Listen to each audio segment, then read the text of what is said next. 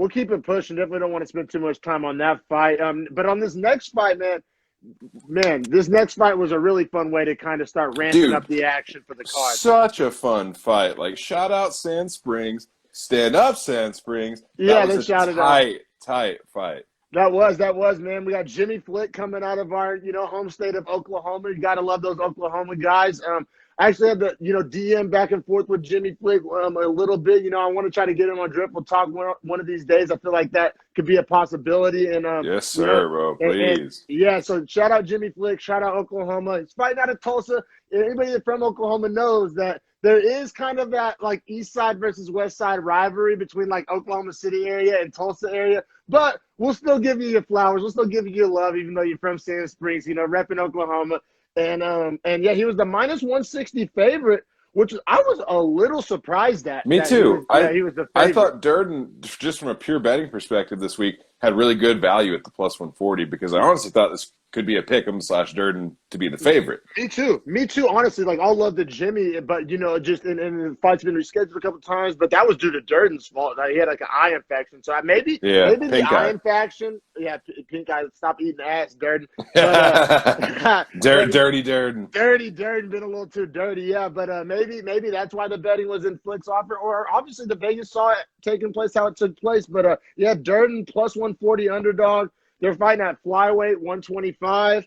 And, man, I'll go ahead and give me your analysis of the first round. That was a crazy round. It's like one of those rounds where like a whole fight took place in one round.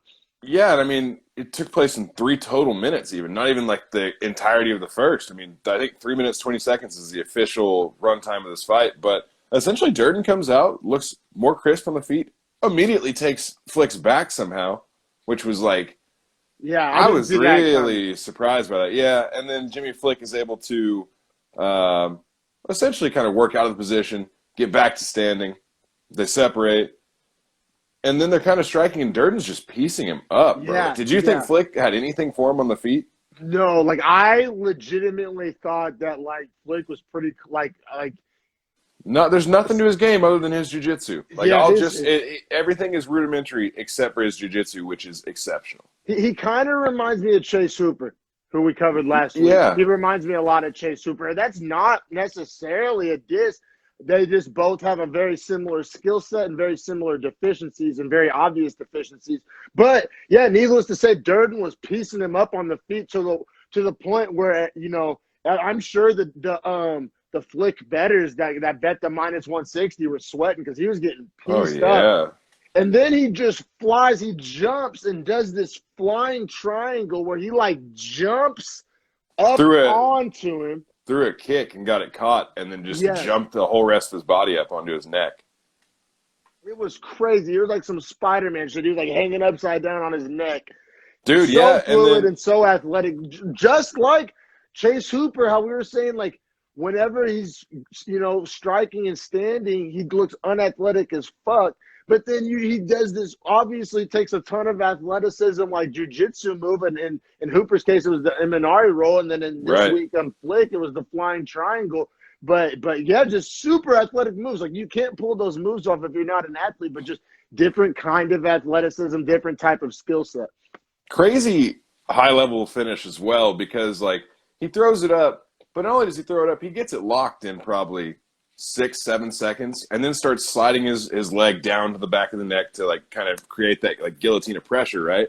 But then if you notice at the end too, when Homeboy was trying to stand up, Flick actually dug his opposite side arm under the guy's leg at the knee. So anytime he tried to stand, he would just rip up on his knee and sit his hips back down. So pull his neck forward like even further. Some real like boa constrictor shit. Like the harder you fight, the tighter it sinks in. That's exactly what it was. And whenever I saw him go for that, I was like, damn, Jimmy Flick has like a high-level jiu-jitsu game. Oh, man. I know they're different weight classes, but like a Flick Hooper fight would be a lot of fun. It'd be a lot of fun. Or a grappling match if they met like at a catch weight, like submission underground grappling match. If they could meet at like 135 or 140 for a grappling match, that would be a bunch of fun. Yeah, that would be cool, man. That'd be cool. I definitely don't want to watch them box, but that would be cool. Flick ends up getting the performance of the night bonus, which I'm super happy for him. Like, I know that 50 G's goes a long way in Oklahoma, man. It's funny you say that. I said the exact same thing to a buddy when we were watching it or when we saw the result, because I was like, he's probably going to get a bonus off that. If not a lot of other people have these crazy performances, and I was like, you got to think for the guys in California, 50 G's isn't 50 G's for the guys in Oklahoma. No, in Sand Springs, man, you might buy you a house in Sand Springs for 50 grand. You can But damn near yeah, pay off half your whole ass nice house in Sand Springs for 50 grand. yeah, no, man. I was super happy to see just that money going to the state of Oklahoma, man. I've talked about it on my other podcast, Dreadful Talk, a few times. Like Oklahoma's economy, even before Corona, had major problems, ranked last in a lot of categories, a lot of poverty, and there's nobody even thinks or talks about it as a national narrative. But Oklahoma, there's parts of Oklahoma that are rough, man, and I'd love to see that money just going to the state of Oklahoma, man, stimulate that economy. Shout out Jimmy Flick, man, because like I said, it reminded me so much of the Hooper fight because Hooper was getting beat up. But Hooper's fight lasted longer, obviously. But Right. it was like a concentrated version of the Hooper fight where if he didn't get that submission and get it quick, he was gonna be gonna trouble. lose. Yeah, he was in trouble, and he knew that and executed. Like that's the thing, though. It's like I don't want to like frame it in like a negative light. Like there was one thing he really could do to win, and he pulled it off. Like I feel like you got to give credit for that. Yeah, Like, I guess the narrative we painted does make it sound like he escaped the fight almost, but essentially that was like his path to victory. So it's almost like he just switched the road at the fork and was like, "We're going down my road tonight." So yeah, he freaking grabbed the steering wheel and was like, nope, this fight's going in a different direction. It was really, and like I said, on that front, it was very impressive. Like I said, definitely not going to wow anybody or get confused for style bender on the feet. But man, that grappling, that submission is a real threat to anybody that hops in the ring with Flick. And, just wish the guy much success. Come on, Dreadful Talk, Jimmy. We love you. Big fans. Great for performance. real. Super happy you got that performance of the night bonus. And yeah, we'll keep it pushing, man, because this next fight was